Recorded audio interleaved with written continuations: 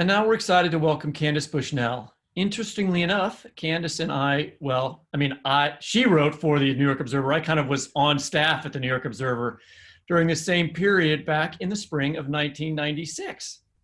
So you guys know each other from way back then? Not really. What did you write?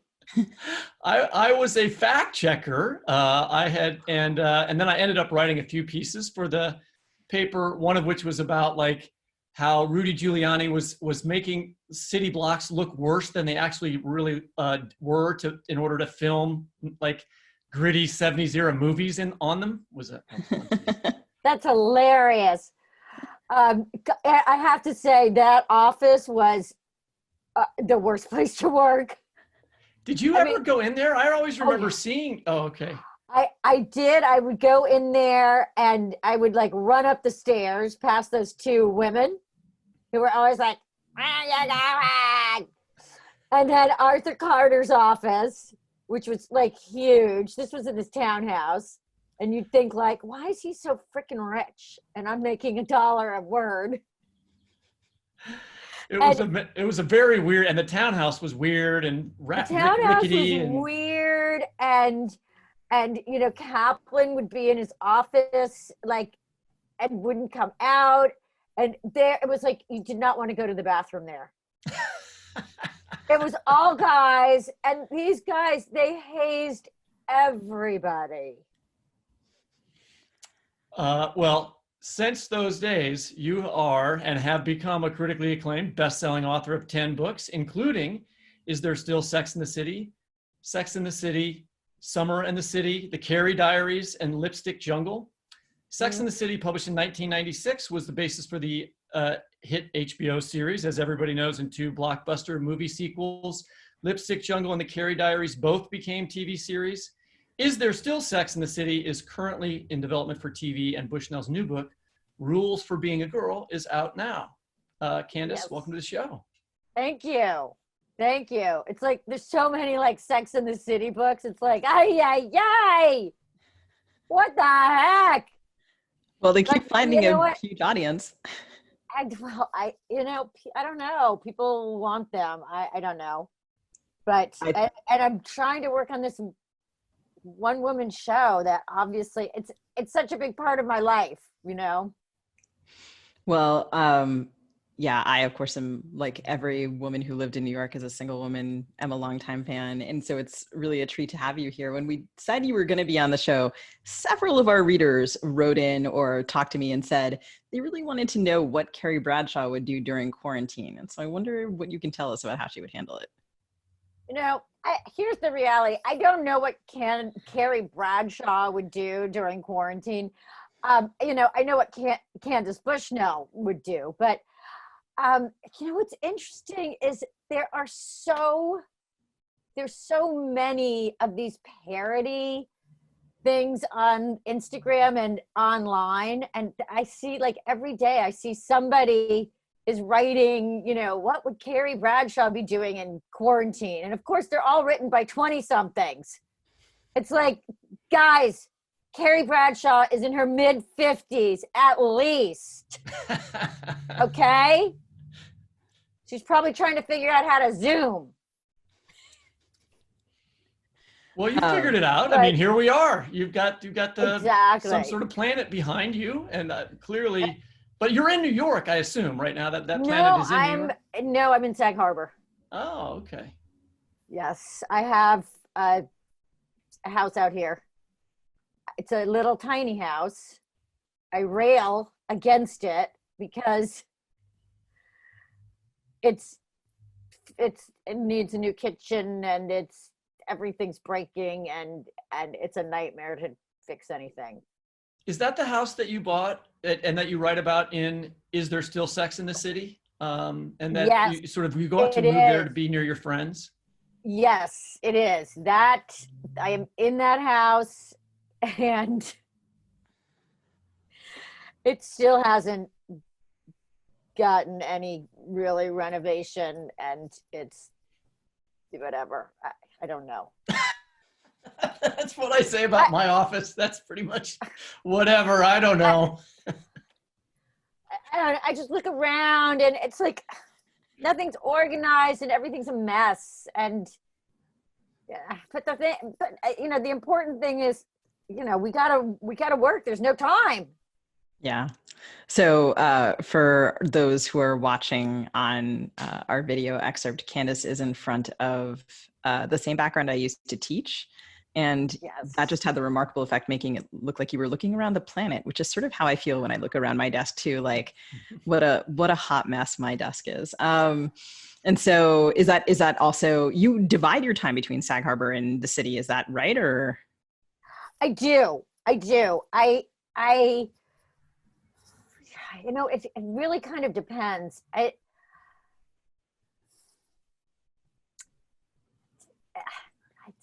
I'm sure, yes, I'm usually in the city, but I like to be in one place or the other for like 10 days. sure. I don't know why it takes so long to answer that question. It's well, dumb. I mean, go in for certain things, and then, there are other times when, I'll just be here and, you don't have to dress up. I mean, there's a certain amount of pressure being in a city because you're always having to go out and present yourself to the world in some way. I remember that. and so there's something that's great about, being in Sag Harbor. It's like, you can kind of stay in your house, and then if you have to go someplace, you go in your car, Yeah, I can't imagine maintaining my current sweatpants aesthetic in New York City, which is, of course, I think the place that's most strongly associated with you and with your work because of Sex and the City and all of the books that have followed and the TV show and the movies. Just, it's integral to so many of your stories. And in your work, it's often like a character in itself. And when I lived in New York, between 2006 and 2009. I lived in a tiny place with 2 roommates in Morningside Heights. But I was paying kind of through the nose for this, to live in a basement. And I justified it to myself that, I got to go out and experience this great, one of the best cities in the world.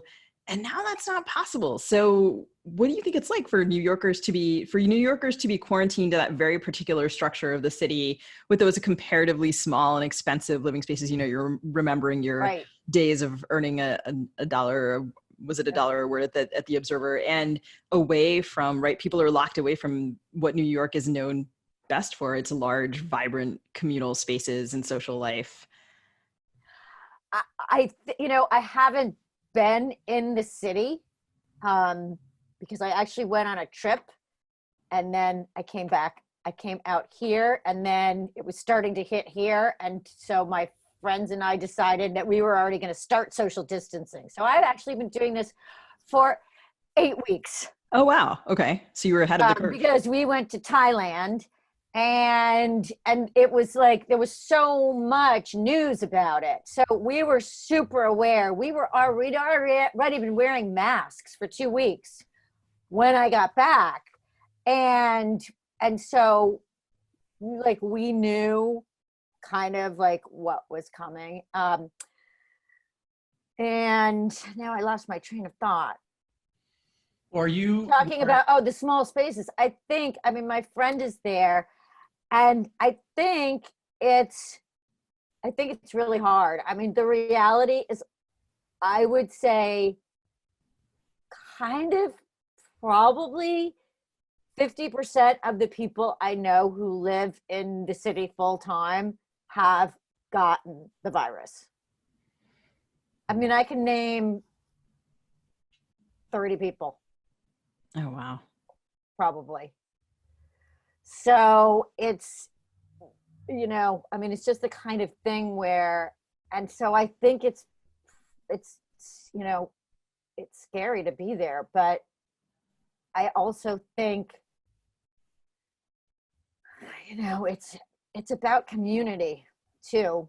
And New York has always been a place of neighborhoods and communities, and people who live in a certain neighborhood. When I lived downtown on 9th Street, the stores that had been there, I've been there for 30 years. It's like I had moved in and out of that area a couple of times, and all the stores were the same, the people were the same. so there's there is that real sense of community in New York, which I think is, good. I mean, that's one of the reasons that we wanted to talk to you for this particular episode, which is about sort of solitude and sociability and these two poles in, the way people are dealing with the pandemic, but also in sort of American art. I mean, we talked to David Means about solitude in art and writing the first half of the show. And, but with you and your work, there's a lot of romance in your work, obviously, but also you write a lot about friendship and the sociability of friendship. And I really love that section in Is There Still Sex in the City, when you assemble your friend group out there in Sag Harbor near your house. And you also had a memory, you talked about being in your 40s and having a friend who's two other friends who lived on the same block, area Right. in New York, and everybody went over to each other's house. And that's true of Sex in the City too. I mean, it's about friendship. Yes, and I think to me, the reason for that is because New York is a place that people traditionally leave their small towns to go to the big city. And one of the reasons why they leave their small towns is they feel like they don't fit in. They feel like they're a little bit different. They have something different to offer. They have a different perspective. They have a different sexuality. And then they come to New York, and that's really where you find it's that experience of like, oh my God, I'm not alone in the world. And here are other people who are like me. And so those bonds, those friendship bonds are really, what get people through, living in New York. I mean, in a lot of ways, those friendship bonds are more important than family bonds, because a lot of people have the experience of like, oh, I'm the one person in my family who's different, and nobody else in my family understands like what I do. And so that makes these friendships that much more important and stronger, because they really are about these people understand each other and what they, who they are and what they do. So when you think about literature about those kinds of communities, who are your favorites? Like, who are the most sociable writers in like American literature? I was thinking about it. Like, I thought of Fitzgerald, Yeah, Fitzgerald. I mean, it's all people. I mean, I feel like what I've always been driven to do is to write about society. There's that old adage, there are only 3 literary topics: war, family, and society. I ain't going to war. I ain't having kids. Okay. I'm sick to death of like, everyone's got to be a freaking mother. So what's left? Society. And I have always been interested in people and the way people interact and power in these social structures.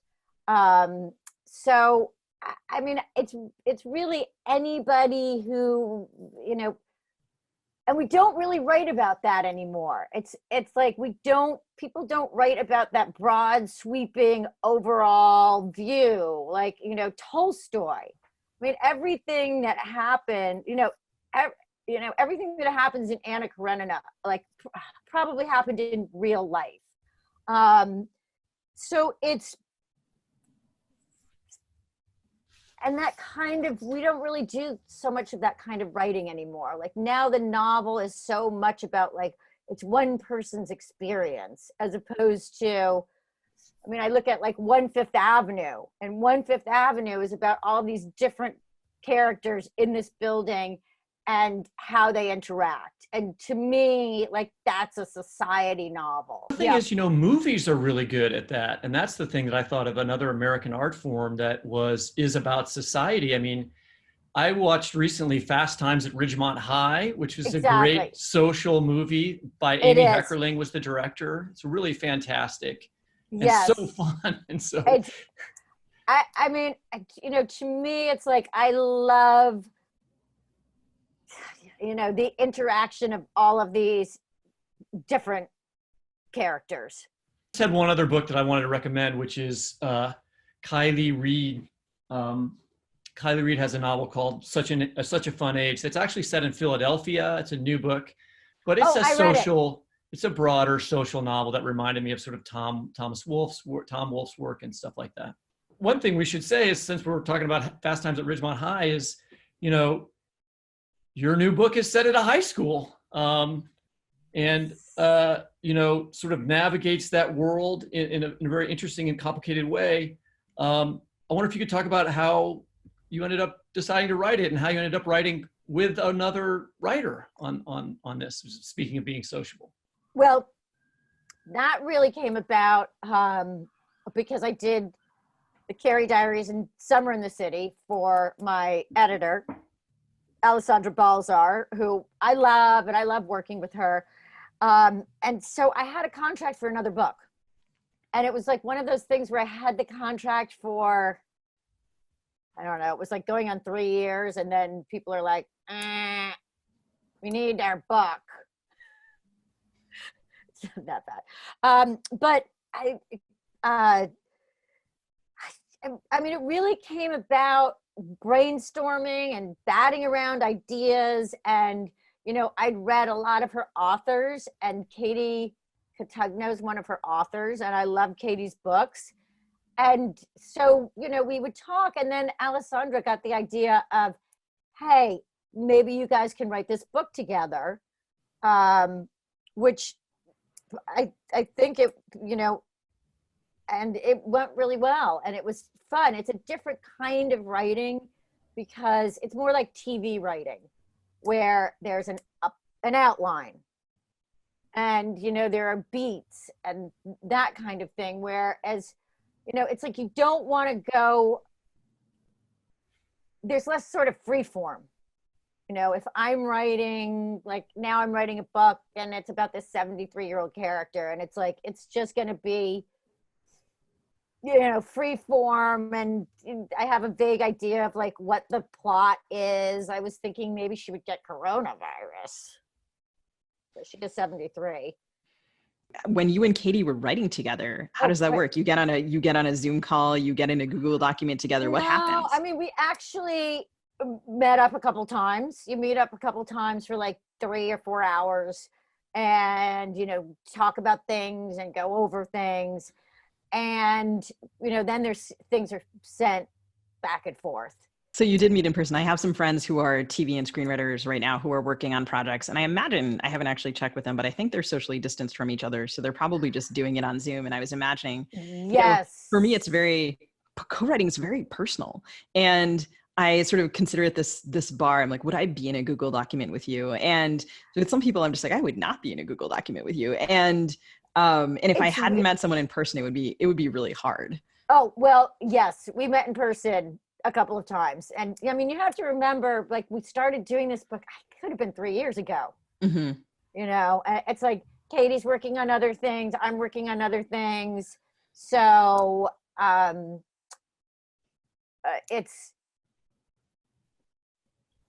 it's a little bit different in that way. You know, it's like you do bits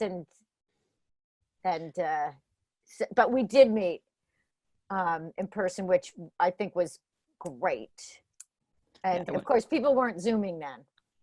I wonder what will happen to these sorts of projects now. I really loved the book, which is this great kind of teenage Me Too story. And when you say you started writing it 3 years ago, that makes perfect sense. That's about the time that the show started, actually. And our second episode was about the Weinstein allegations. And I was just kind of thinking about how this brings us full circle. And the book is this great story about a young woman named, do you say it Marin? Marin, and she's battling to hold a teacher accountable after he hits on her. And I was wondering, would you read some of the book to us? I will. I've been reading a different part. I have not read this part, so I don't know how I'll do. That night, I sit at my desk eating all the pink Starbursts out of a giant bag I picked up at CVS and staring at the blinking cursor on the screen of my laptop, trying with extremely limited success to put together a draft of this article about the new cafeteria menu. Normally, I really like writing for the Beacon, but now it feels all mixed up with what happened with Bex and all those afternoons we spent in the newspaper office supposedly having such a good time.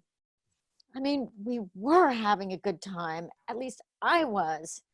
But now, also, damn if it isn't a tall order to make grilled chicken on top of limp romaine lettuce sound exciting and novel.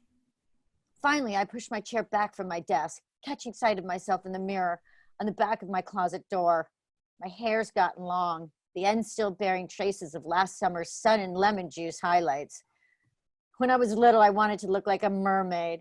I remember how Chloe and I used to sleep in braids the night before a beach trip, then hole up in her bathroom or mine, slathering on self-tanner, spending way longer getting ready than we ever did messing around in the waves. All at once it occurs to me how much time I've wasted in my life trying to make it look like I haven't spent any time at all. I stand up and face myself full on in the mirror, taking in my cropped shirt and the sliver of belly that peeks out over my high-waisted jeans, and wondering briefly what I'd think if I was a stranger and saw a picture of myself on Instagram. What would I say to Chloe about that girl's flat butt and smudgy mascara? Probably not, she looks smart and like a good friend. That's for sure. I glance over at the empty place on the carpet where Chloe sat the other night, our conversation replaying like some bad radio earworm inside my head. You're freaking out a disproportionate amount. I got so amped up at the thought of it, but what if she's right? I went to his house, I remind myself again. I reapplied my chapstick right there in the front seat. But was that an invitation? I didn't mean it that way. At least I don't think I did. But maybe we did just have bad communication. And then I remember it happened. I was there. God, it's like even I want to make myself doubt myself. How messed up is that? But there's so many unspoken rules for navigating high school, for navigating life maybe, that I can't help but try to figure out which one I broke to get myself into this situation. There are just so many rules for girls. I stretch my arms over my head and think again about what happened to Deanna at lunch today. The caught animal look in her eyes as DeGardio called her out in front of everyone. The longer I think about it, the angrier I get. At DeGardio, sure, but also at myself.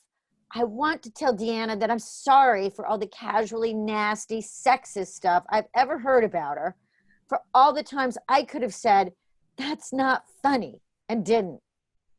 I want to tell her how unfair the whole thing is. Like, every guy wants to hook up, but if you actually do hook up, you have to worry about this? I want to ask her if she also feels like there are all these guidelines we're supposed to be following in exchange for the alleged privilege of walking around this world as a teenage girl. Be flirty, but not too flirty. Be confident, but not aggressive. Be funny, but in a low-key, quiet way. Eat cheeseburgers, but don't get fat. Be chill, but don't lose control. I feel like I could keep on going, like a full list would cover one of those old-fashioned scrolls from cartoons about Santa Claus. I dig through my bag and unwrap another Starburst, chewing thoughtfully for a moment before laying my hands back down on the keyboard. Rules for being a girl. I type frantically for the better part of an hour, my fingers flying over the keys and my tongue caught between my teeth. I'm just finishing up when Gracie knocks on the door.